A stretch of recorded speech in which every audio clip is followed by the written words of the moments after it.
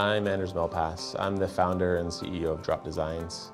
We primarily make power transmission components, mainly sprockets. We're located just outside of Nelson, BC on the South Spokane Junction.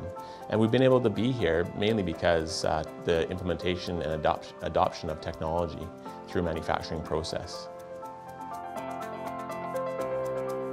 The history of Drop Designs and the adoption of technology mainly became because when we originally started up the business in 2006, we started from a bearing manufacturing standpoint where we bought a sprocket division from them. And sprockets have been around since 1950.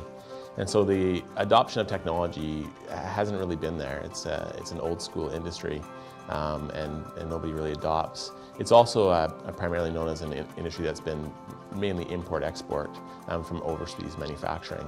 So we had to look at it from a standpoint of how we're going to get our labor costs down and our efficiencies up with also gaining a competitive marketplace and a valued product. Because today quality is an expected thing. And so, and all suppliers are really in that range. So what would make our business different from others?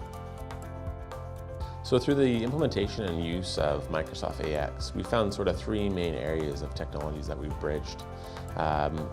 First, we implemented technology within accounting and infrastructure control. So basically the base foundation of technology. Then from there, we moved into manufacturing productivity and looked at that type of technology.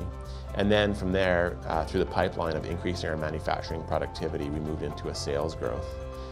In our company, what we primarily find, the value for us is getting our product to the end user as fast as possible, meaning that our product gets to the end user within 24, 48, or 96 hours. It just depends on that end user and when they need it, the demand. Whereas our overseas competitors or competitors globally can't meet that demand, and technology allows us to meet that.